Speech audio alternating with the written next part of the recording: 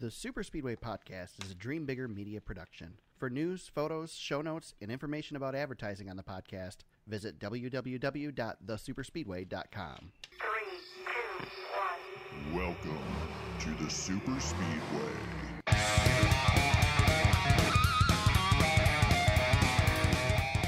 Welcome to episode 120 of the Super Speedway Podcast, recorded Tuesday, August 6, 2019. I'm your host, Eric Young, and I am joined, as always, by my co-host, James Cush. James, 2 weeks in a row, no fancy intro here.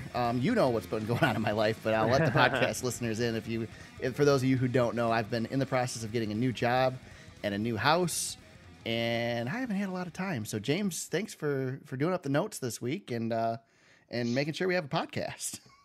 Man, I'm just, you know how it is. You're the engine that keeps this thing running. I'm just here, I'm just here as needed. So if I had to pick up a little slack on typing up a few words, I can handle that. That's nothing. So we're recording a little bit late tonight. I had a full day of work and then looked at 3 houses tonight. And now I'm back home and ready to do the podcast, ready to talk some NASCAR. And it was a good week in NASCAR from everything that happened this weekend. There's a lot to talk about. We'll kind of bounce around a bit, but we're talking about the Go Bowling at the Glen, Watkins Glen International. Chase Elliott gets his back-to-back win. He sweeps the last 2 seasons of Watkins Glen. I mean, Chase was there. I mean, this was Chase's race all day long. Yeah, he was. He won stage 1, 2, he won and the 3. pole. He won everything, and he was. That car was unbelievably dominant. Yeah. And there was nothing. I mean, Truex, 2 years in a row he had to duel with Truex, and Truex gave him hell, but he had nothing for him. Nobody had anything for Chase. No, definitely. Let's see. Chase led 80 laps, which, not a big deal, 80 laps in a cup race, but there's only 90 in this race. Yeah. So, dominant. Yeah. That was dominant performance. There's nothing else to say. 7 playoff points, though. That is huge for him. He's got the 2 wins on the season, but man, he picked up. That was just a nice day. Yeah. If he wants to go far in the playoffs, that is just as good as it gets right there. So here's a question for you, already going off script. Chase Elliott, championship contender, is he? I mean, obviously he is, but is he really? Yeah, I think so. At least to get to the round of 8, because there's some tracks in the playoffs that he's really good at. Right. Kansas is in there, Dover's in there, so he's gonna be sticking around for a little bit. I'm making it to the round of 4 at Homestead. That's gonna be tough, I think. But again, I think he's got as good of a shot as anybody right now. Yeah. There's no track like Watkins Glen. We got the Roval in there, but no, he's a contender. I think he's tier 2. He's not with a couple of those guys just yet, but he's legit. Is there anybody who's a guarantee in the Final Four right now? I mean, we've had guarantees in the past. Is there a guarantee right now? I still think Kyle Busch has been too good to ignore, but we've I have it later in the notes. We can talk about it now. We're in a extreme parity right now. We've got nine races and 9 different winners going in a row here. Yeah, we went from looking like the same guys were going to win all season, and we're just on a streak. Yeah, we thought Kyle Busch was going to win 15 races this year. So, right. I still think Kyle's pretty much a lock to get there. It's going to be hard for him to. It's really going to be hard for Kyle Busch to miss the final 4 at Homestead. Is Truex a lock? I agree with you on Kyle. I think Kyle's a lock. Yeah, Kyle's in. I think Truex is as close to a lock as you'll get without. If Kyle's 100% a lock, Truex is 98 somewhere. I mean, he's right there. Okay. You're giving Truex a little better than I think. I think he's in too, but I'm thinking more like a 90. Yeah, Truex struggles at some places where you wouldn't think he would, and that makes me a little bit worried about him. But that team is really the fact that team was able to move from Furniture Row into Joe Gibbs and just be as seamless as it's been. I mean, they've really they haven't missed a step. They were okay. So Furniture Row was Joe Gibbs supported, but they were not a Joe Gibbs team. No, we're talking. This is a shop that is halfway across the country from the Joe Gibbs shop. And not to say that there weren't probably any 78 cars in the Joe Gibbs shop. I'm sure there were at times. But still, you're talking a completely different organization, regardless of the connections, regardless of the conference calls. It was still a different organization to the point that they got screwed over on pit crews a couple years ago because Joe Gibbs didn't like how well they were doing. And so, and now, like you said, they're in-house now, and it's amazing. They did not lose a step at all. And that's insane. Yeah, it's been, I thought they'd struggle, man, and they didn't. They haven't struggled a bit. No, you know what? They kind of stubbed their toe just a tad out of the gate, but barely. Yeah, barely. It was. Yeah, I mean, seriously, it's not enough to remember in history, right? You know, they recovered fast enough that you 5 years from now we won't even remember it happened. Yeah, you know. Yeah, exactly. So go ahead. So, well, I was just going to say some tracks to consider since we're talking a little bit about the playoffs here. Yeah. Just to consider for people who are listening, and you know, if you want to start getting the wheels turning in your own mind on who you think is going to make it here, because we're getting close. You know, we've only got. Let me see. Yeah, we only got a couple more races until we got 4 or 5, don't we? Yeah. So no, Watkins Glen was August 4th, so we got Michigan and Bristol, and that's it. We should have the Brickyard, right? And the Brickyard. Excuse me. Yep. Brickyard's after. There's a week off. Yeah, I'm sorry, I'm looking at the week off in there. Darlington's in there as well. So yeah, You're right. So we got Michigan, Bristol, Darlington, and Indy. Okay. Indy's the cutoff. I thought it was about 4 weeks left. That's right. I'm sorry. Yeah, I was looking at I'm looking at a PDF of the schedule, and there's a break right there. I'm like, wow, Bristol's not the cutoff. What am I doing? Right. But anyway, some tracks to consider. So the round of 8 will be Martinsville, Texas, and ISM out there in Phoenix. So Martin Truex Jr. at Texas, who I think might be pretty formidable. It's pretty good at Martinsville too. Yep. So yeah, there's some tracks there where Truex will be good. Kyle Busch will be, ISM. Kyle Busch could win there. Harvick can win there probably still too. Kyle's gonna get a win in each round. I would think he's gonna get at least one. Yeah, and he'll probably have enough. Yeah, he'll have enough playoff points that he'll be the cushioned driver there too. So right, especially if he's able to beat Logano in the regular season too. Right. That's second round of the playoffs. That's Chase Elliott heaven right there. That's Dover, Talladega, and Kansas. So, yeah, he should if he gets through Vegas, Richmond, and Charlotte, he'll be fine. He'll be fine. So we brought that full circle for everybody. There you go. We were talking about Truex. Speaking of Truex, Truex was the only one who really had anything for Chase Elliott at Watkins Glen. He was able to get to the back. Not really able to do much more than that. He was gaining some ground every time he got there. He'd kind of slip back. Put in a pretty big effort, lap and a half to go in the inner loop, and just kind of blew it, and that was it. That was all she wrote. But I don't know, man. You know, I heard a lot of criticism, people complaining about the fact that there were 5 lead changes throughout the entire race. 4 leaders, obviously all Chase Elliott. But Chase didn't run away with it as much. I mean, Truex was there. Through a lot of it. I don't know. I felt like this was a decent Watkins Glen race in the era of stage racing at a road course. I thought this was one of the best stage races at a road course. It was a very gentle butt whooping. Yeah. You know, it was. Yeah. That's a good way to put it. Chase went out there. I mean, he whooped on him, but there was a lingering, he's not getting away. It's not like if you're at an oval, like Truex at Charlotte a few years ago, where he just absolutely flat out beat the pants off everybody. But so here's the question: was that artificial? So I know, again, here we are talking about the aero package, but was that artificial in that it was easier to stick with him because of the big hole of air, but also because of the big hole of air, once you got to that certain point, you couldn't pass him? So are you essentially creating a freight train with this package on this track? I have no idea. I mean, we don't have any. That was kind of a rhetorical question because we don't have any way of knowing the answer to that question. I wish I did. Right. I wish I did. I feel like, man, I was reading Twitter and people were so upset about the aero stuff. I think the aero package was responsible for Truex not making the pass because Truex was faster. Yeah, and Watkins Glen is fast. I mean, it is the fast road course. But it's supposed to be hard to pass, so I don't know. I mean, I'm tossed on this whole thing. I know we're trying to create this package that makes passing possible, but it also shouldn't be easy to pass the leader. So maybe this package works because it's easy to pass through the pack and get through the pack, or easier in many instances. Not every instance. Don't scream at me. But But it is hard to pass the leader, and maybe harder to pass the leader. Maybe that's a good thing.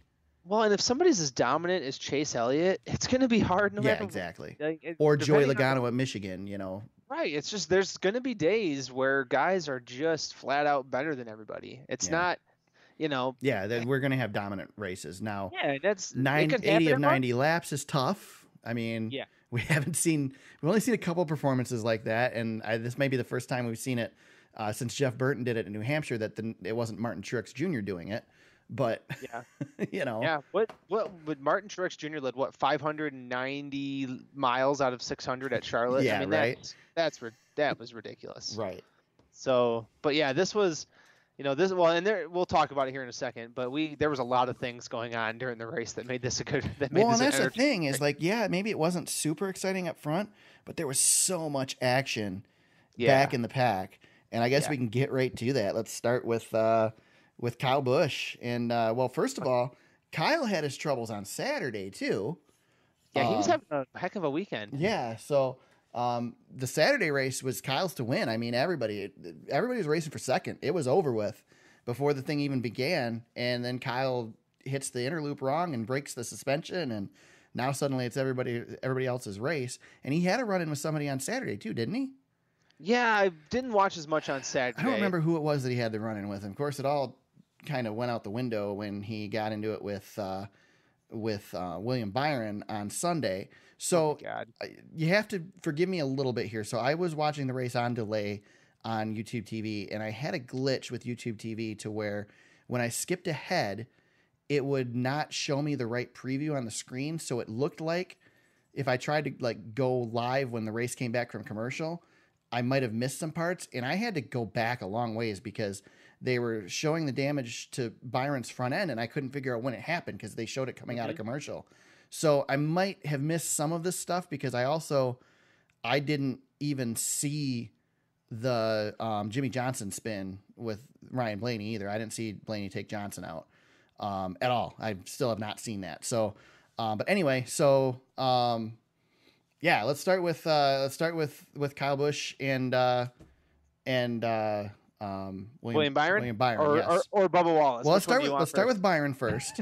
So Kyle roughed. How did this all go down, James? I'm trying to remember. They got roughed up going through the inner loop, right? And Byron ended up having to shortcut it, right? And Chad Knaus came up over the radio and said, "If you let that bleep come around without hitting him, you're in trouble." Yep. So, and we found out that Kyle Busch's rear bumper is much stronger than the front bumper on a Hendrick Motorsports car. Yeah, and Kyle Busch anticipated the hit and gave him the brake check, and that pretty much was the day for William Byron. Yeah, which is too bad because Byron was going to be good. Yeah, he went after him. He was gonna, he was he was gonna try to spin. I don't know if I would have went at him quite like that. I think Bubba Wallace might have nailed the payback a little bit better, but yeah, that's a tough break for Byron. I don't know why Knaus wasn't the cooler head there. That doesn't seem like Chad to me, but I think Chad is just as frustrated as Mr. Jimmy Johnson right now. Probably. Yeah. But neither of those two guys is used to losing, and they've been losing a lot. A lot, yeah. So then we get to Kyle Busch and Bubba Wallace. And I believe there was a run-in first, and then Kyle wrecked Bubba in the inner loop, right? Which we didn't get a good replay of from what I could tell. So it wasn't entirely clear that Bubba got turned, just that all of a sudden Bubba was off the track. Yep. But then Bubba made it pretty clear by turning Kyle on the front stretch and gaining thousands of new fans. Yeah, they were banging doors all the way down the front stretch, and then Kyle got around him and didn't quite clear him, and Bubba went for the old hook move, which was beautiful. He didn't end Kyle's day either. Right, he just flat out spun him. Yep. So James, I'm going to do a little callback here to a couple years ago, and we were at Michigan International Speedway, and it was our first NASCAR race covering, and Bubba Wallace beat Kyle Busch in the Truck Series, and you got to ask a question on how it felt to beat his old boss, Kyle Busch. And Bubba gave a great answer that it was great to beat him, and now we get to see a little bit more of that rivalry between the two. Yeah, we do. And Bubba, profanity-laced tirade afterwards. Basically, I'm not going to put up with his bleep, so I flat out wrecked his bleep. Speaking of another guy who's frustrated, Bubba's very frustrated in the car that he's in right now. Yeah, he wants to be doing better. Yeah. And then the car's just not there. The cars aren't there for him at Richard Petty. And yeah, he's been struggling, but I mean, shoot. Kyle Busch is his boss, man. Yeah. I can't believe he. I like to see some fire in old Bubba. I like that. Yeah, that's the way to do it, though. Yep. You know, he's not going away because he's fierce. Yep. He's not scared of anybody. It doesn't matter if Kyle Busch was signing his paychecks at one time. And that's a little bit old school right there. Bubba's just a good old school kind of racer. I love that. Here's a question for you. We are Bubba Wallace fans. We've been a fan of Bubba Wallace since the Truck Series. We think he's a great personality. We think he's very important for the sport. We want to see him succeed in Cup. That being said, you've got Bubba Wallace. I don't have the point standings in front of me. Let me pull this up real quick. Yeah, we can get him real quick. Point standings. I've got it right. Let's see who can get there first. It's a race. I'm going to lose. So, yeah, you're going to lose. I can only Bubba see the Wallace top. is 27th in points right now. 27th in points. Meanwhile, Kyle Busch is first in points. So let's look back here where Bubba Wallace is. Corey LaJoie, this was going to be my example, and it works out perfect. Corey LaJoie is 29th in points. Kyle Busch bumps Corey LaJoie out of the way. Corey LaJoie comes back and wrecks Kyle Busch. I mean, okay, he just spins him out because Bubba didn't ruin his day, but he spins him out. Are we praising Corey LaJoie for doing that, or are we saying this guy is a back marker? Why is he interfering with a championship contender? Is it it's the same situation, same exact situation. Same situation. Take Bubba out, put Corey LaJoie in. If it's payback. See, I don't agree with that. I don't agree with that. Honestly, James, I think we would be criticizing Corey LaJoie. I don't know if I would be. I don't think so. I think I would be. Now, again, I'm not saying this makes me not like what Bubba did. I think Bubba needs to stand his ground. A, and B, Bubba's a better driver than the car he's driving. But so is Corey. That's LaJoie. true. That's also true. Corey LaJoie has, he had almost a better coming up than Bubba did. But I want to put it in perspective. So 24th, Ty Dillon, 25th, Daniel Hemrick, 26th, Michael McDowell, 27th, Bubba Wallace, 28th, Ryan Preece, 29th, Corey LaJoie, 30th, David Reagan. I feel like any of those other drivers that if they're wrecking Kyle Busch, we're criticizing them, whereas Bubba we're not. And maybe the history that Bubba has with Kyle makes it more okay for him to do it. Maybe. I don't know. Here's another addition to this scenario. Okay. Are they battling for position? Because if they are, I think that matters more than if Corey LaJoie or Bubba Wallace is a lap down. If Bubba's a lap down and whomps on him, then yeah, that's kind of different. Okay, but I'll give you that. Remember when we were first introduced to stage racing and Kyle Busch was trying to lap Ricky Stenhouse Jr.? That's true. Way back when, and they were banging doors, and we were praising Ricky. He was holding on to his position. He was holding his ground. It wasn't a wrecking situation, but dang if it didn't make for a heck of a show for one of those first stages. So that's true. I mean, yeah, I'm totally cool with it, man. There's doing what Bubba did, and then there's flat out stuffing somebody in a fence situation too. It could play out differently. I mean, he spins Kyle the wrong way, and Kyle hits the wall really hard. Then we're probably having a different conversation too. Right. Quinn Hoff is 33rd in points. Oh my God! If Quinn Hoff doesn't, okay, one better. Jamie McMurray, is 35th in points. How bad is that? That you're only two spots ahead of Jamie McMurray. It is one start. I don't even know if he did that well at Daytona. I don't know. He only has 19 points, so. Yeah, so it was okay. It was an okay day. So we hinted at the other disagreement. Mr. Jimmy Johnson was a little upset with Ryan Blaney after the race. Boy. Yeah. Just a little, tiny bit. Still was raging, which was the clip I was going to pull, but didn't get a chance to for the intro, which was Jimmy raging on NBCSN about Ryan Newman Ryan Blaney after the race. YRB. Yeah, YRB. Jimmy claiming that he couldn't understand what Blaney was saying because his lip was quivering too much because he was scared. Hey, whatever. Blaney's not scared of Jimmy Johnson. He didn't look scared. First of all, Jimmy Johnson's never going to take a swing at anybody. Right. There's no physical fear there. Jimmy Johnson's about as scary as Spencer Gallagher. And I have a carton of vanilla ice cream in my fridge, and Jimmy Johnson is more vanilla than that dang carton of ice Right. cream. Come on, he ain't making a swing at nobody. John West Townley may be scary. I mean, he had some good wrestling moves there at Gateway a couple years ago. That was always. Things like Stone Cold Steve Austin's coming after you. I mean, Right. come on. But yeah, so Jimmy is a little fired up at Blaney. Again, I think this is just frustration for Jimmy Johnson boiling over. He's Yeah, and that's what Blaney said. Yeah. I was listening to Sirius and they were talking about it. And if you really think about it, Jimmy's never been through this. He has never struggled in the Cup Series, ever. Yeah. He's always been a top 10 driver. Always. Yeah, and he ain't right No, anymore. he's not. He's barely in the playoffs. He's in the playoff literally by the skin of his teeth right now. He was in better playoff position last year than he is this Yeah. year. He's really struggling Yes. now. His Now- cars aren't that bad. Yep. It hasn't been. I feel like it hasn't been. I feel like the competition around him is probably elevated more so than he You- has had slippage. You know what Maybe. also makes it really frustrating when you're Jimmy Johnson and you can't win? When your teammate dominates the race and leads 80 of 90 laps. Yes. Yes. That couldn't help any. Yes. So, yeah, Yeah, Jimmy's Jimmy frustrated. Johnson's he's not a spring chicken, man. And he's into his 40s now. It's not going to get any easier from here. Yeah. So here's a question, James. First of all, we go to Michigan this weekend. Any blowover, any retaliation? Do we see anything from this at Michigan? And then next question, we go to Bristol the next week. Do we see anything at Bristol as a result of this? I think Jimmy and Ryan Blaney will clear things up before too long. Jimmy's not a grudge holder. No, They'll fix it. I feel like Blaney is the type of guy who just doesn't want to have somebody Blaney's- PO'd at him. Blaney just don't care, man. Yeah. It's like he's got that Clint Boyer thing where he's okay, on to the next thing. Yep.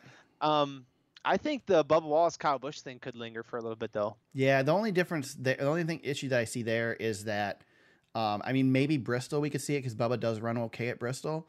Yeah. But otherwise, these Michigan's guys, gonna be too fast. these Yeah. guys are never next to each other. Not at Michigan, not at the big tracks. No. So that's the only thing there. Johnson and Blaney will be racing around each other though. Yes, they will. They will be near each other from time to time. I will be willing to say that they probably won't give each other as much room as they would have otherwise, but I think that's all we see from it. TV's going to play this up like freaking crazy. And Jimmy and is Bristol. Yes, I guarantee you Jimmy Johnson has a chance to bump Blaney out of the way for the win. Jimmy Johnson's going to do it. But I think Jimmy Johnson's going to do it if it's anybody in front. I think if his wife was running in front of him and he had a chance to win at Bristol, he'd bump her out of the way at this point. Well, I want to say that Jimmy Johnson will be the cooler head and he'll just do what he does. But man, when we think back to what he did at the Roval last year and how uncharacteristically dumb that was, Yeah. and maybe dumb's not the right word. He out of character. That was out of Yeah. character for Jimmy. I think anything is possible. He's definitely desperate. Yep. We talked last week on this podcast about how he seemed just lost Mm-hmm. in that article we had mentioned from NBC Sports. He's just in a weird funk, weird spot. There was an article about retirement this week, and he telling you, didn't say he's not done at the end of next year. next year's the year for me. I think that's it. I think he's done. I think if he full-time. clicks off a win or two and starts to be more competitive, that he signs another contract. I think if this slide continues, he's definitely done next year. Isn't it crazy how quickly it's over for these guys? It's just over. The competition is so good. There are so many good drivers. I mean, again, let's look at someone like, well, we're going to talk about Eric Jones again. Yes, This because kid is freaking excellent. He's And flying. he can't win. We got Kyle Larson, who is arguably one of the best drivers in NASCAR, and he can't win. And Yeah, that just goes to show you how tough this competition is. it's dang tough out there, man. It is it's not just- the 90s anymore. There Yeah. are a lot of guys. There are 10 to 15 guys that, given the right circumstances, can win any weekend. And there's a couple guys that are so good that they make it look like there's only 5 who can. exactly. But there Yes. not One little slip by Kyle Busch, who is probably the best driver on the track right now, Yeah, it can put him in 10th spot. That's how good the competition is. yeah. And like we just said a little bit ago, 9 different races, 9 different winners right now. Yep. It's all across the board. You've got different teams that are pulling these races off.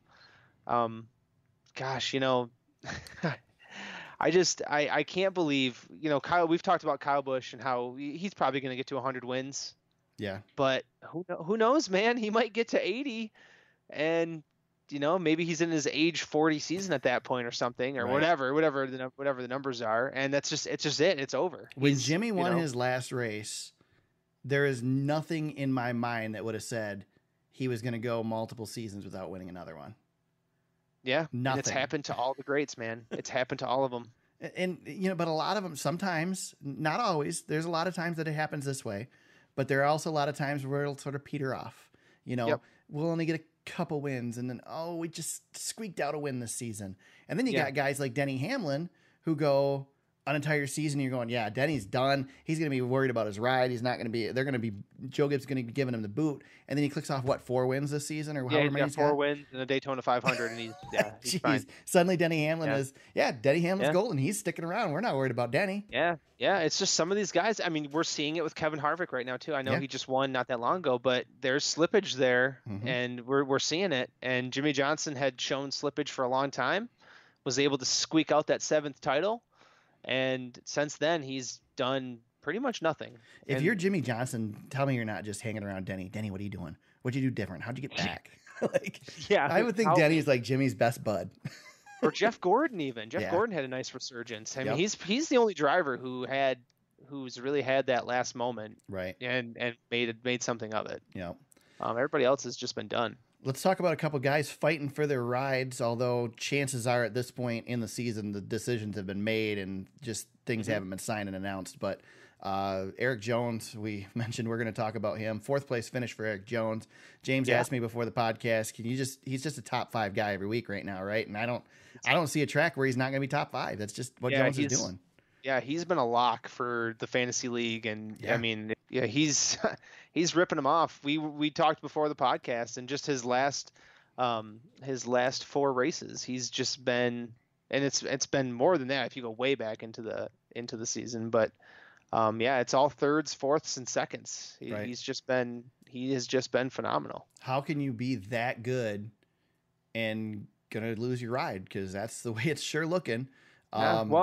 And DiBenedetto made a comment where he says he's fighting for his ride. Yeah. Did you hear that at the end of the race? Well, that's where I was going next. It's pretty obvious that Matt needs a sponsor to give him enough money to either field a second car at Levine Family Racing, or he needs a sponsor that's going to say, we'll take you over Eric Jones, which I love Matt.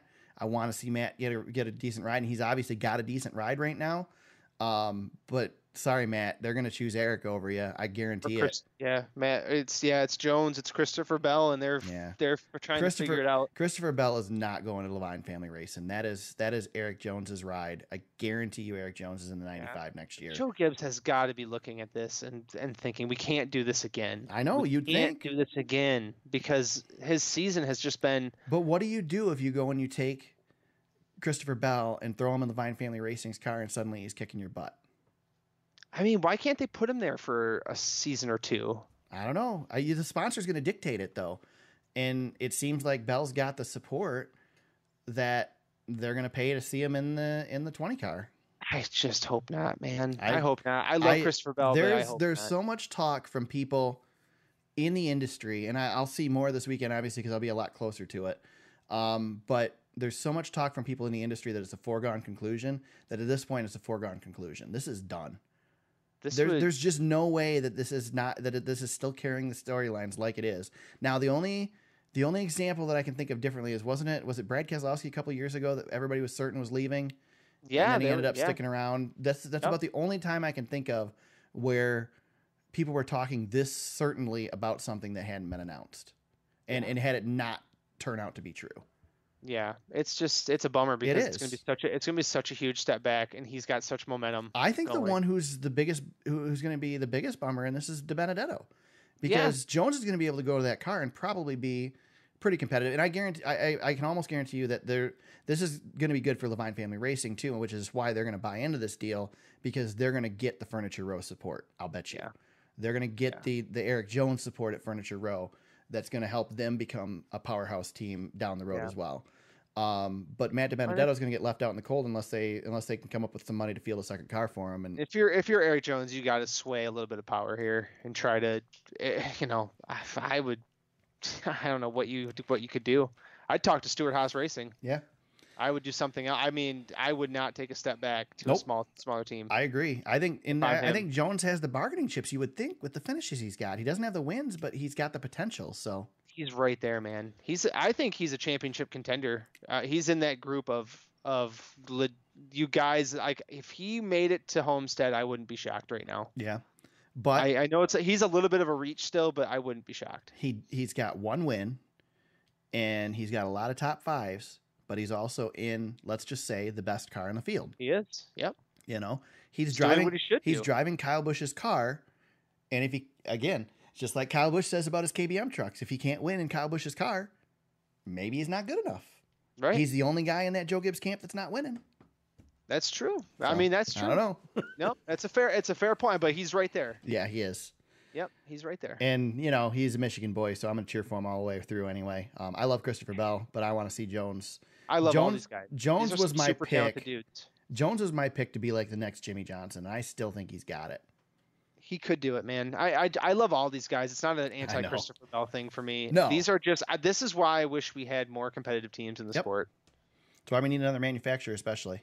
Yeah, we just need more competitive teams because these guys should not be. We just got done talking about how competitive it is, but we I know. want more competitive. Well, that's great though. I mean, that's better for the sport. Right. More competition is always better for the sport. Right.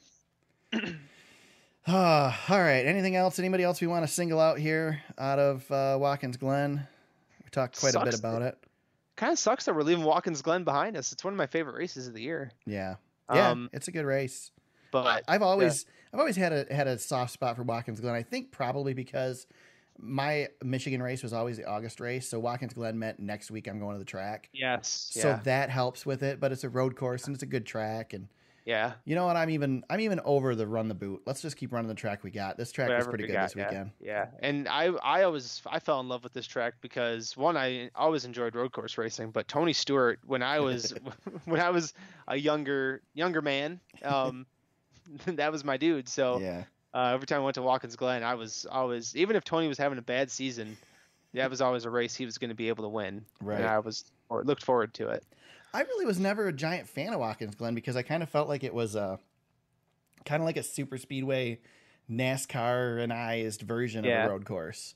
But I think I appreciate the speed and what it brings versus like Sonoma. And they've dumbified Sonoma so much that even, of course, they've done it to Watkins Glen too.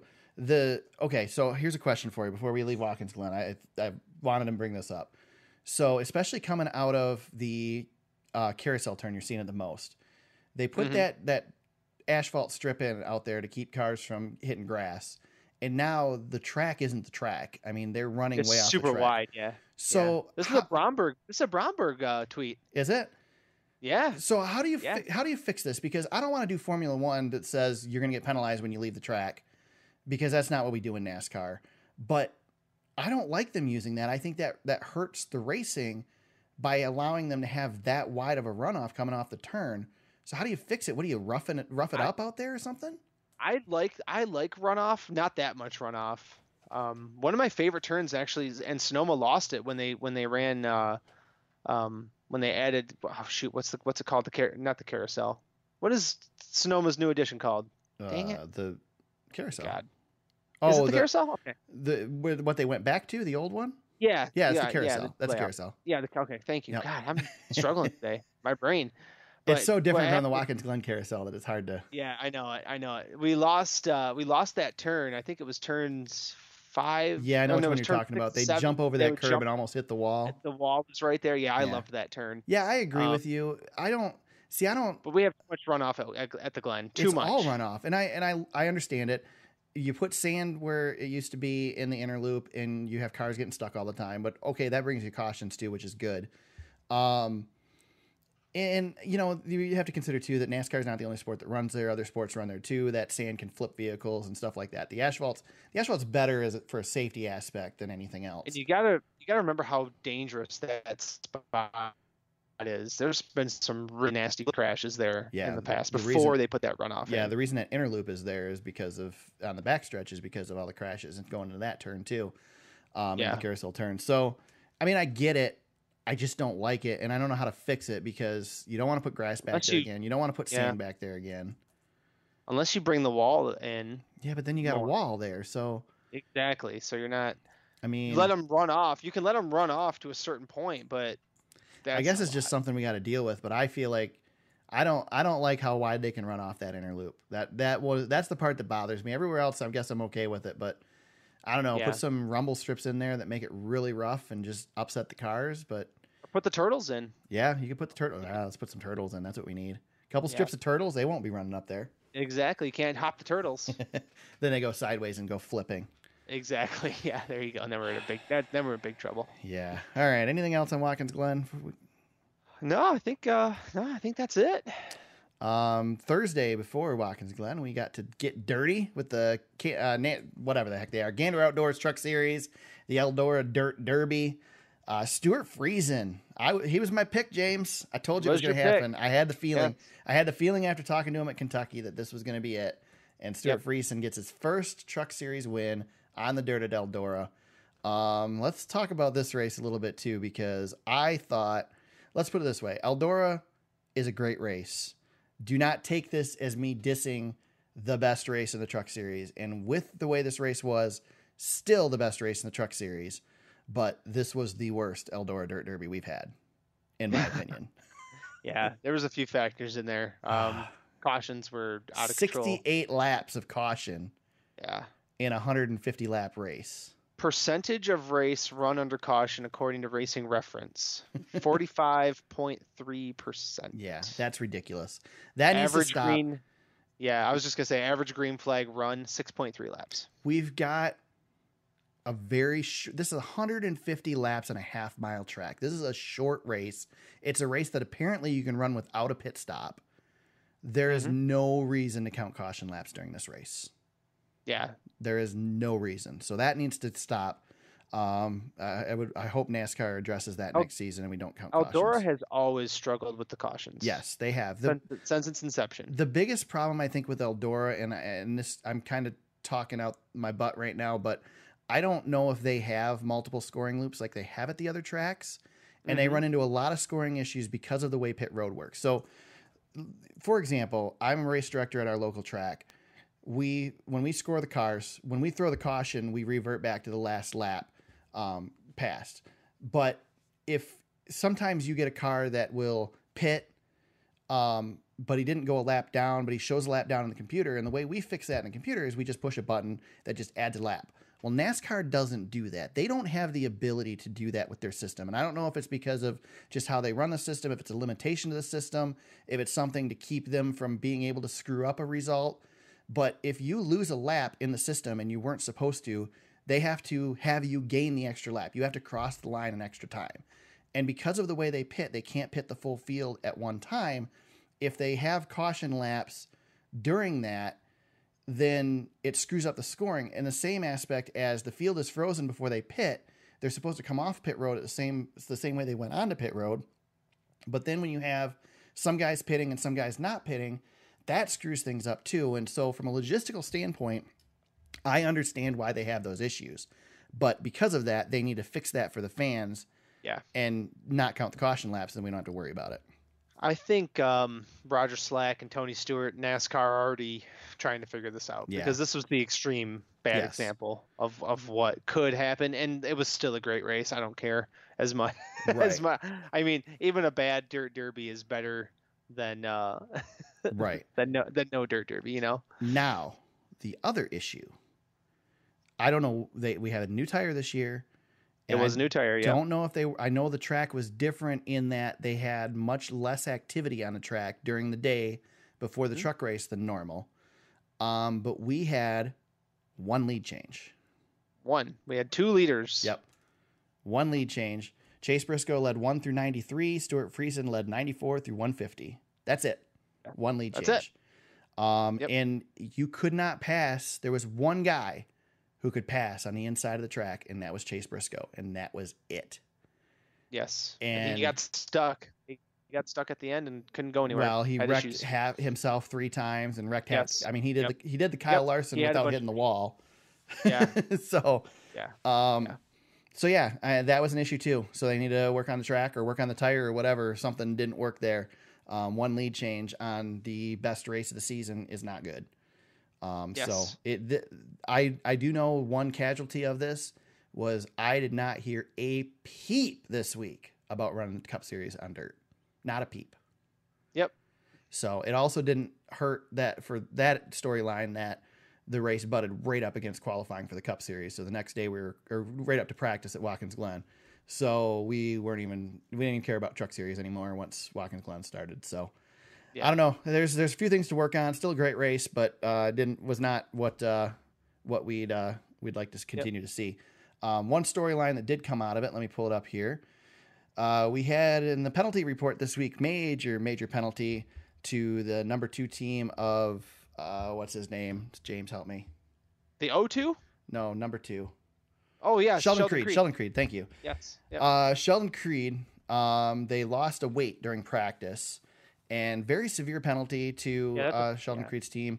Loss of crew chief, truck chief, engineer, all suspended for the next 3 point series races for the Camping World Trucks or the Gander Outdoors Truck Series. September 10th, 2019, they're eligible to come back. That's a big penalty. Yeah, well, we've seen this before. We've seen weight come out before, and NASCAR's hammered teams for it. This is a big no-no in NASCAR. These weights are very dangerous. We've had them come through windshields of cars. If one hits the fence, gets kicked up and hits the fence at 100 miles an hour, not going to happen in Eldora, but I don't think the truck's ever hit 100 miles an hour there. But needless to say, if it hits the fence at 100 miles an hour, it's going to hurt somebody in the stands because the fence ain't stopping it. So Exactly. big deal. And NASCAR takes it seriously, very obviously that they do. No points, no monetary fine. Don't know if that had to do with the fact that it didn't happen during the race or if it had to do with the fact that it's a Truck Series. They don't have a bunch of money to spend anyway. But either way, 3 made. I was listening to Sirius tonight, and John Hammond said the only one they didn't send home is the driver. Right. You know? Yeah. Sheldon gets to keep on racing. Yep. So, and good on NASCAR. That's a big deal. Penalize that stuff. It doesn't happen very often. When it does, they need to penalize it. I can't remember. I can't recall when the last time lead came out of a car, but it's happened. It's happened before. I remember it was very severe. Yeah. So at least they're sticking on their brand here and making sure that this team's got to make it safe. Yep. Definitely. Biggest thing in NASCAR, safety. There you go. Let's talk points for the Cup Series. Right now, bubble drivers. Let's look at Eric Jones. He's pretty comfortable, 54 points ahead of the gap in 13th place. Kyle Larson, 46 points up. 4 races to go. I think they're pretty good. I think if they manage their races, they can kind of point their way in, don't you think? Yeah. Oh, yeah. He's in good shape. Clint Boyer, he is in a struggle spot, 15th, 12 points to the good. And we talked about Jimmy Johnson. He has the tiebreaker in 16th right now at +0. He's tied with Ryan Newman, who is 17th in the points. Daniel Suarez, -23, probably the only other one that's in reach points-wise. Paul Menard is -61. Paul Menard is not getting in without a win, more than likely. Nope. Yeah, it's really down to 4 drivers. Yep. Boyer to Suarez. That's our grouping, and I don't know, man. I said last week I had more confidence that Johnson was going to sneak in here, and I don't know. It's going to be tough. I don't know. I don't know. I think in theory, there's no way Ryan Newman should be hanging around with Jimmy Johnson. No, but I think it's going to be Boyer and Newman. I think Johnson's you think out. Newman's going to hang? Yeah, I still think Johnson will find his way in. He'll race good at Michigan. He won't win, but no, he'll be good there. He'll be good at Bristol. I think he'll be fine. Indy's coming up. Johnson's always been good at Indy, so Johnson's been good everywhere, James. Well, I know. I'm talking out of my butt half the time with some of the stuff anyway. But we've already covered it. This is a new era for Jimmy Johnson, so it's hard to say. But it is. I still have confidence that he'll be the one to get in here. Do we care? We kind of already mentioned it, but 9 races, 9 different Cup winners. Do we care? I love it, but I think it comes to an end this week. That's a little foreshadowing for my pick. I agree with you. I think it does come to an end this week as well. I like it. I think it's good. I do too. I love the parody. I I mean, I'm glad we're not talking about Kyle Busch and Martin Truex Jr. every week winning Nope. races. It's good. I can tell you that won't be my pick this weekend at Michigan. It's Kyle Busch. He sucks at Michigan. He hates Michigan. He hates Michigan. Yep. Let's hit some news real quick.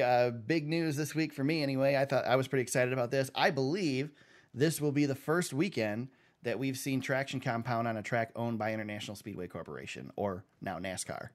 The glue is coming. PJ1 will be down on the track at Michigan International Speedway. I didn't read the article, James. They say where it's going to be. I'm assuming Upper Groove. Yep, Upper Groove, 40 feet. It will be applied to the top 40 feet in the corners. So Okay. 1 and 2 and 3 and 4. This, I think, changes this race big time. Yes. I hope that the corner speeds aren't too high for this to be effective, because they could be. We saw it at Kentucky. They were using the traction compound in 3 and 4, but they were not in 1 and 2. 1 and 2 is the faster turn at Kentucky. It's got more banking. So it's possible that this could be completely ineffective, but I'm hoping they get up there and start using this stuff. And if they do, this is going to be a completely different race at Michigan. And it will be back to what we're used to at Michigan. Yeah, and Clinton Boyer said, had a good quote. He said back in June, he had never been penalized for trying to make a pass in his whole life since he was 4 years old, he says. But during the June race, he was eliminated in an accident, finished 35th. You get a run on somebody, you can't make a complete pass, and by the time you get to the next corner, you've already been passed by 4 other people. It was really frustrating. So that's what they are hoping to avoid. And Clint is a big fan of the traction compound. He was very happy with it at Kentucky. So yes. He specifically said before qualifying, or after, I can't remember if it was before his qualifying run or after it, but specifically said that NASCAR should be using it more often. Yep. NASCAR has also said that they will be considering using it for ISM for the penultimate race for the Cup season. Good. I think that's necessary. That's definitely necessary. Yeah. That was actually what I saw first. I saw them mention ISM, and it's like, oh, man, I hope they run Michigan, but, man, it's getting late to make an announcement. And then, like, 15 minutes later, there was an announcement that they were doing it at Michigan, so. Yep. That made me NASCAR, happy. yeah, NASCAR has used the compound every week since Pocono. Wait, let me see. I'm gonna make sure I get this right. The traction compound was most recently used in July at Pocono, New Hampshire, and Kentucky. Right. It is not used at Watkins Glen, so that will continue. I think it's 5 out of 6 races in a row that we've had it now. And I believe because Pocono is not not a NASCAR track. Kentucky and New Hampshire are both SMI tracks. Yes. That I still believe this is the first ISC track to run the traction compound. Yes, I think you might be right, because I don't remember them running it at like Auto Club or any of those other ones. No, either. I know they didn't run it anywhere there, and they have not run it at ISM previously, right? Yeah. We've not run it at Phoenix. No Kansas? No, I don't believe I don't think they've run it at Kansas. Yeah. Don't think so. Yep, so you're probably right. There you go. So good. I'm glad to see it on an ISC track. I was wondering if it was ever going to happen, because it's helped. Let's put it this way. It has not hurt. I've not seen the traction compound hurt a race yet. Yeah, so, it's a good addition. Yep. And I know a lot of people are against it. You don't engineer races, blah, blah, blah. But I don't know. I've become a dirt fan, and guess what? You engineer a dirt track. You certainly work a dirt track in to make sure that it's going to do what you want it to do for the race, that it provides good racing. And you do the same thing on an asphalt track. You just can't plow the asphalt. You know, you have something and you set it, and that's what it is. But this gives us an option to not rip up a track. You practice for hours on a weekend, and the track rubber's in and it rains. Yeah. That's the same type of thing. Yep. You know, you lose all that grip you put into the track with the rubber. So you're just putting the PJ1 down, and it is what it is, man. There you go. Let's run it. We got to see it. Let's see it. James, you take the next 2, because I don't even know about them. Yeah, so just some quick one. We got some quick news notes. Eric Jones is doing a big article with the Players Tribune. That's a athlete-run sports news website. Cool. So he is at a track that's pretty close to Eric and I, over at Owasso Speedway. Eric used to race out there in his younger days. So I'm assuming there's going to be a cool little video article type thing coming. So I'm looking forward to seeing that and getting some sights and sounds from Eric Jones's youth. Fun little side note: I used to, when I was a kid, work on a late model with my dad and some other, my godfather and a few others, and I was in charge of cleaning this late model. And that guy ended up winning 3 track championships at Owasso Speedway during that time. So Yeah, kind of a cool little thing, kind of a nice tie-in to my youth there. Little piece of trivia from my youth. My now wife and I went to a race and watched the ASA late models compete at Dixie Motor Speedway in Birch Run, just a little bit away from Owasso. And watched the ASA late model race there. There was a kid there that dominated and won the race, was the youngest winner in ASA late model series history, and that was Eric Jones. So Eric Jones. there you go. Yeah, he's Byron, Michigan. He's Didn't one know of who our he own. was at the time, just knew he was a Michigan boy, and he was the youngest guy. He was like, I forget how young he was. He was really young then. If he was racing ASA, he was a baby. Yeah, a couple years later, Yeah. he was running Truck Series. Yeah, that's cool, man. That's a good story. I like that. There you go. The And I next only quick note remember had- it. I only remember it because I don't remember it from the time. I remember that it was a really young driver that won it. And then I remember after Eric Jones got into Truck Series, there was a story about him winning, being the youngest driver, winning at Dixie, and the year in ASA Late Model Series, and it clicked that I was Put there two that and two year, and that together. was him. So The more shocking thing is that you got Cade to go on a date night to the racetrack. That's yeah, pretty cool. hey, she's always been on board with the race and stuff. Oh, she always puts- goes. I'm not saying she that puts up she with it. doesn't go. Her I'm just last saying that NASCAR race she went to was the Kentucky race, the Truck Series race, and she didn't she's a sleep during trooper, it. man. She's a trooper. Yeah, She came to the Daytona 500 with me, man. Did she? Well, I already She know slept the during the answer Daytona 500. to Yes. that. Yeah. Yeah, to be clear, she slept through the most boring part of the race, but she did sleep during the Daytona 500 in the stands. Yes. Hey, sometimes you gotta do that. It's a long day. It's a long day down there at Daytona. Yeah. So another quick news item I got. It's Adam Stern had reported that NASCAR and the teams are working towards a renewal of the charter system and what those terms are going to be, and anticipate that the NASCAR teams are going to be looking for a little bit bigger piece of the pie than what they are currently getting, and I think that they should get a piece of the pie.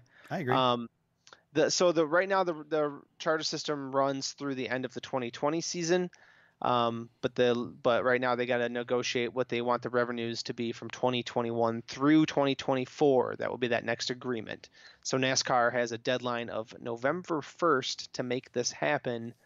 So we'll see. Under the current deal, teams get about $260 million in total that are distributed amongst themselves, and based on how valuable their charter is. That's why you see the 77 car still out there. Right.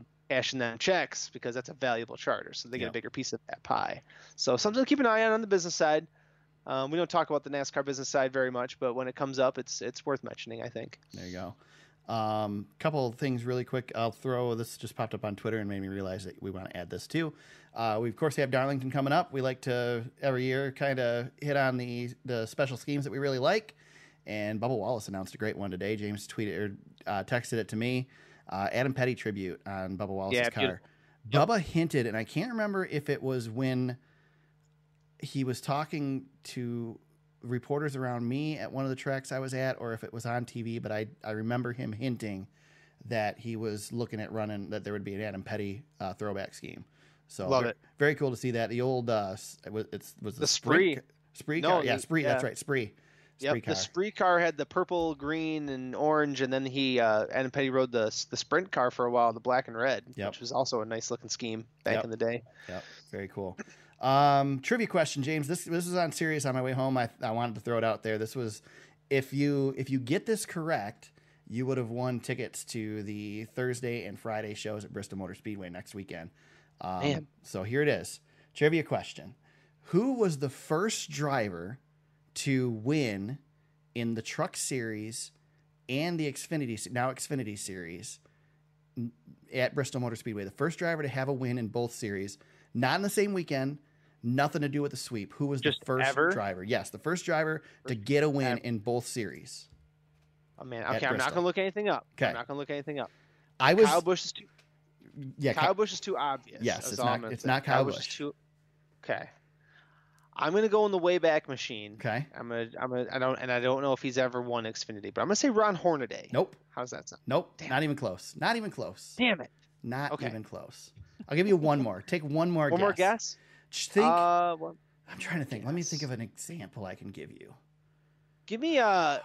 Can Or you give give me you a a hint. time frame? Maybe give me The an air. win- Hold on a second. Let me double check here really quick.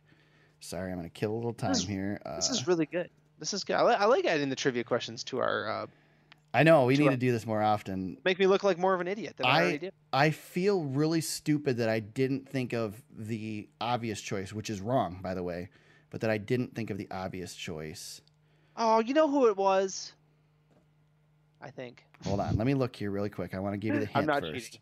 I'm not cheating. I'm still sitting here. Okay, so it wasn't there. 2006. I know, right? Okay. Here's the hint. Okay, I get a hint. He won his Truck Series race in 2006. Dang. You're still not going to get it. I guarantee you won't get this. You could very well guess the one who almost did it. 2006. So that must be, man. I'm going to guess Kevin Harvick. No. Okay. So when I say who you should think it is, you're going to go, "Oh yeah, it would be him." But it's not. I was thinking Kurt Busch too. No, I thought Kurt Busch too, but I don't think Kurt skipped the Xfinity Series. Yeah, he did. He didn't really race there. So Carl Edwards is a really good choice, right? Yeah, he was really on my good list choice. too. However, Carl Edwards won his Xfinity race the season, I believe it's the season after this driver won his Truck Series race. Carl won the Truck Series previously. So the driver who did it first, he won in the Xfinity Series like 3 times, I believe, at Bristol. And in 2006, it was, let's see, August 23rd, 2006, Mark Martin won the Camping World Truck Series race at Bristol Motor Speedway to be the first driver to win in the Xfinity Series and the Truck Series at Bristol Motor Speedway. Yep, the kid Martin. Mark doesn't have very many Truck Series starts, but he has a lot of wins in the Truck Series. A lot of wins in his Truck Series starts. Yeah, he ripped him off there. Yep. 2006. I should have known. That was right. Yeah, he was racing the old Scott's number 6 Ford F-150. It was for Jack Roush that he won that race. So. Yeah. By the way, speaking of, I wanted to bring this up. Mark Martin's memory, when people share stuff with him on Twitter, I know he is able to remember the most ridiculous details. I think he's a genius. I'll tell you what, Mark. I met Mark once. We did an autograph session at Kmart in Jackson before the MIS race. We stood in line forever for Mark. Forever. I mean, it was an hour and a half we stood in line waiting for Mark. And previous to this, we stood in line for Bill Elliott once at Meyer. And Bill Elliott did what most drivers do at these autograph signings. There's a million people. They don't acknowledge them. They sign an autograph, they hand it to you. Sign an autograph, hand it to you. They barely even know you're there. So Mark's talking to people as they come through, and my stepdad had an Ernie Irvin Kodak shirt on, and he gets to the table, and Mark looks up to him and says, "Oh, Ernie, yeah, his wife just had a baby. Did you know that?" And he starts talking to my stepdad about Ernie Irvin. It's like, I'm not surprised. Holy cow, man. Mark Martin, freaking best driver. I mean, just best guy ever. Yeah. It's a shame he doesn't hang around the sport anymore. I know, it really is. He is something else. He still got a lot of wisdom when he was at Michigan last year or 2 years ago. I don't remember. I think it was 2 years ago. Or no, it was last year. It was last June, I think. He had a lot of wisdom. Had a lot to say about the sport. The dude, somebody sent him a picture of him driving way back in the early 80s. And he goes, "Yeah, Mark Martin started second in this race and blah, blah, blah." Mark replies, "Yeah, we burned up a set of tires that day and we couldn't put the stagger in it the way I wanted." And he knew the degrees and the dimensions. And I was just blown away. I was like, sometimes I feel like these drivers do that. And like, if you went and looked it up, they're just completely wrong. But then if you do look it up, they're right. He's a genius, dude. That's part of being. He's not the only guy, though. There's guys like that. Kyle Busch is the same way. Kyle Busch is like that. Yeah, Kyle Busch is like that. They did a segment on Fox where Darrell went with Kyle. They blindfolded Kyle, put a trophy in front of Kyle. Kyle felt the trophy and said what race it was, what year it was, how the race went. It was amazing. Yeah, these drivers. I think these drivers. That's part of what makes them successful. Is they have to be like super detail oriented like that. It's crazy. It freaks me out because I can't remember what I had for breakfast. I know, me too. Same way. All this crap. I'm like, oh my god. Yeah. All right, we go back to the track this weekend. It's Michigan International Speedway, the home track for us. I will be there. Despite the craziness in my life, I've still made time this weekend. I don't know why. I don't know how, but I'll be at the track. Too late to cancel now. It's Consumers Energy 400 at Michigan International Speedway. I'm curious. Do you think Roger Curtis will be there, James? Working for Consumers Energy now? He might be. Yeah, he's hanging around. Yeah. I hope he is. Roger Curtis, former president of Michigan International Speedway. Now works as, I think he's the vice president of communication for Consumers Energy, if I remember Yeah, correctly. marketing or communication, something like that. There Yep. you go. There you go. So yeah, let's see. Again, traction compound on the track should be a different weekend. I'm bringing some help to the track this weekend, not James, because James disses me all the time now. He's too big to be at the track. So Ryan Collier, one of our listeners and followers, he's a friend of mine. Awesome photographer, excellent photographer.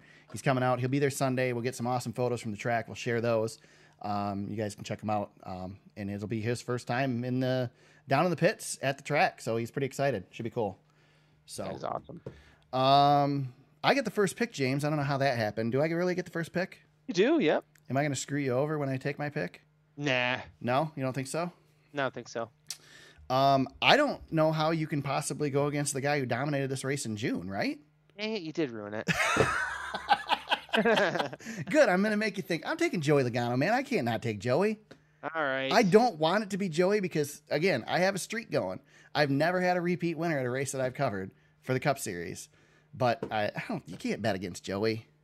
Dang. Sorry, Right, James. I'm gonna go a little bit of a reach then. Okay. A little bit, but I'm gonna go with the hot hand. I'm gonna go with Eric Jones just because I want it so bad. Yeah, I want to win it so bad. I want him to see Eric. It'd be so funny because I've been waiting for Brad to win at his home track for all this time, and if Eric gets it done before Brad does, Poor Brad. yeah, I know. He'll be good though. Yeah. Brad will be good. Brad's a good pick. You know, it's funny. I pulled up the average finishes here, and I'm not even gonna look at it. Yeah, he's one of the best ones. He has 20 starts and his average finish is 11.6. He is second best, only behind Chase Elliott, who. How do we not? Neither of us picked Chase Elliott. Yeah, he's top 10 every time he goes there. It's Yeah, ridiculous. and he ran well there in June. He's fresh off a win. Yeah, there's some good young dudes that run Michigan. Really, Michigan's always been pretty friendly to some of the youngers. You But left Ryan Newman on here. I'm not picking Ryan Newman, James. I do get the first dark horse though. You did get the first dark horse. Go for that, man. I'm gonna take Daniel Hemrick because that's a good one. of what he did in June. He has one start and a 12th place finish. So there you go. Okay, I'm going to ask if it's okay for me to pick the dark horse that I want to pick. Actually, the dark horse I want to pick is Jimmy Johnson, but I'm not going to pick Jimmy Johnson. You can't pick 7-time champ as a dark horse, despite how bad he's running. Ever. Even if he got in the car that Ryan Newman is driving, we still Not don't allowed. pick Jimmy Johnson is not allowed to be a dark horse. So the one I want to pick has a couple wins, but I don't think he's a front runner by any means. Can I pick Austin Dillon as a dark horse at Michigan? I will allow it. All right, I'm going Austin Dillon then as my dark horse. He's been pretty garbage this season for the most part. Yeah, I don't know what it is. I mean, he runs good at Michigan though. runs good at Michigan. He ran good at Kentucky, and I mean, I don't think there's going to be a lot of comparison, but Kentucky is, a freshly paved track, and they had a traction compound, so maybe we'll see some correlation. He'll be fast. They brought a fast piece in June, if I'm not mistaken. Yeah, that car was good. He'll probably win the pole or something. He'll probably be up front at the start, Yeah. but then I like William fade. Byron for the pole. Actually, I think he might. He's. That dude has been collecting some poles here lately too. I think I almost want to take my Joey Logano pick back and take Chase Elliott, but I'll keep Joey.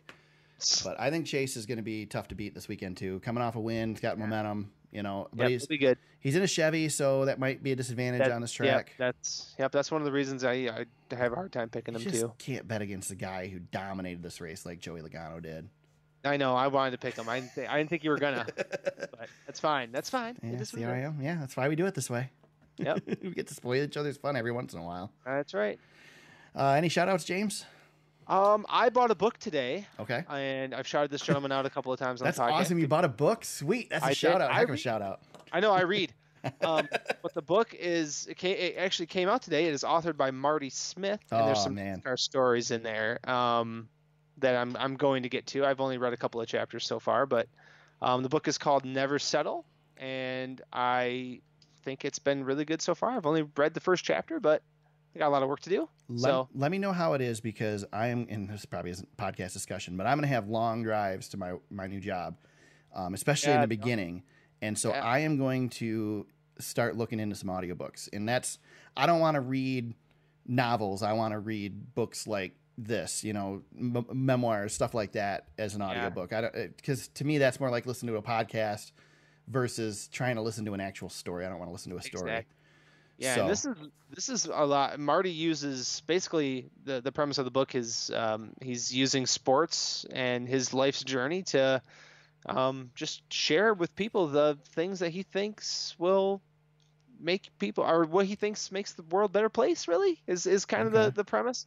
Correct me if I'm wrong. You are Ryan McGee versus before. I mean, I know you love both of them, but you're McGee over No, I think Marty, right? I don't know. Marty Party's I always thought you were one. bigger on McGee. I like Marty. I like them most. both. They like go 'em both, hand in yeah. hand. Yeah, they do. Yeah, they go hand in hand. But I'm a Marty Smith fan. I I long for the day that he's. I don't bug media members at the track. I sort of almost bumped into Dave Moody in the garage a couple years ago at Michigan and didn't say anything to him. Had a chance to talk to DW at Michigan in June. Didn't talk to him. Two guys that I would talk to if I bumped into him. One is Marty Smith. The other is Dale Jr. Yeah, Marty Smith is on my list of I would love to have a beer with that dude. Yeah. And just have 15 I would too, and I minutes don't drink time. beer. Yeah, that's the kind of guy he is though. Yeah. Like, yeah, I would just love to have a beer with Marty and just talk and maybe hear a story. You and get Marty Smith or Ryan McGee on any radio show, and they've just got great stories. They've got so many great stories. Marty doesn't do the long form stuff anymore that he used to, and so good at that's that. why I'm so looking forward to reading this book because it's a lot of his long form pieces. Not stuff that he's previously read. I mean, this is brand new stuff, but it's broken out like that into a bunch of long form chapters. So Right. I miss that stuff from him and Marty, and especially in regards to NASCAR. I know they're still around, but not like they used to. Cool. Good stuff. Yep. So that's my shout out. Fantasy League. We don't need to talk about that, right? Nobody did any good this week. Yeah, it's fine with me. I mean, I'm still junk, even though I win once in a while. James gets the win, 224 points over Scoters, who came out of nowhere and finished second instead of last. Yeah, Scoters. Yeah, it's like we reversed the standings. Not really though, because I finished sixth still. I still suck.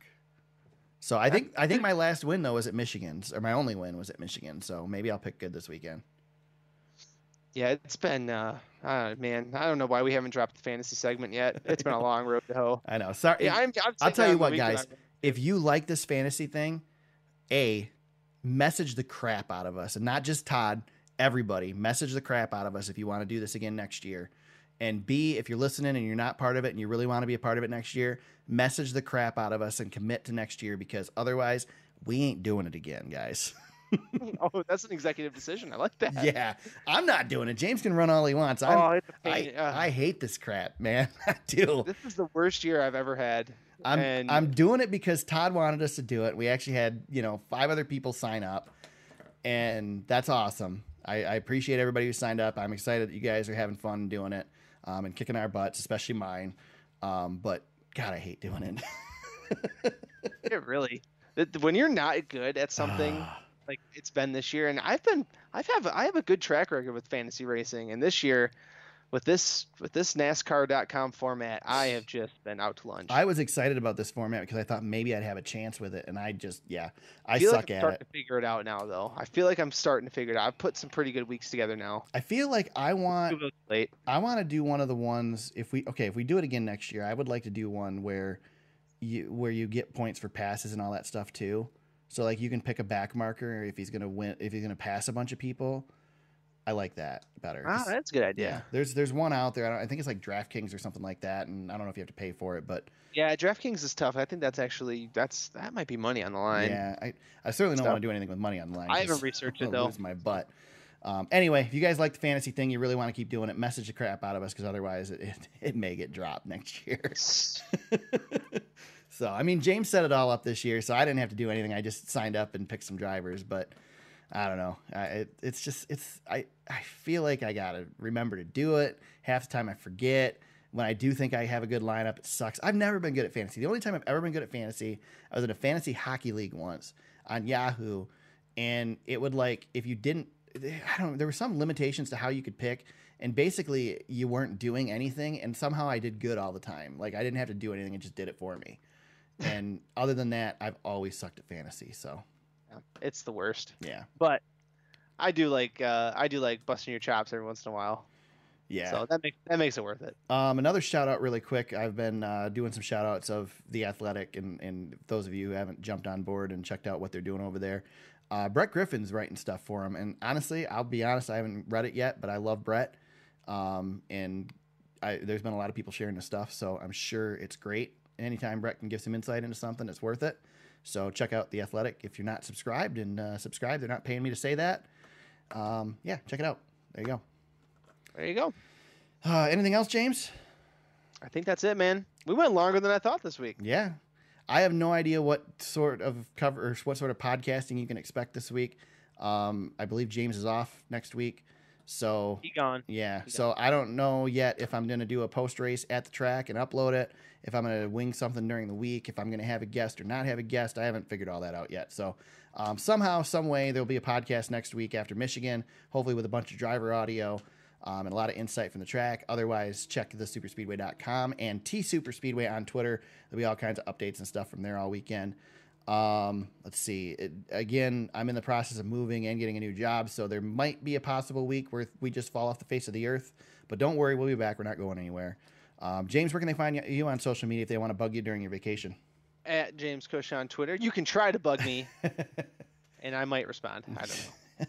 Again, you can find me at T-Superspeedway on Twitter. You can find the podcast on Facebook at facebook.com/TheSuperspeedway. Our website is TheSuperspeedway.com. We'll have all kinds of coverage this week from Michigan. We'll have photos up on Sunday. We'll have race recaps, hopefully some driver interviews, some story. Hopefully we'll get broken. It's, we're in the backyard of the manufacturer, so usually there's some big news from Michigan. Whatever happens, it'll be up there. You can find the podcast on there as well. You can find all the show notes, links to articles we've discussed. The train's coming through right now, so that's awesome. Time to go. Yeah. You can find the podcast on iTunes, Google Play, and SoundCloud, wherever you found us today. We hope you subscribe and continue to listen if you like what you hear and you want to become a part of the show. You want to help us out, support us, get us to the track. Become a patron at patreon.com/TheSuperspeedway. James, it's past your bedtime. I need to let you get out of here, man. Way past my bedtime, dude.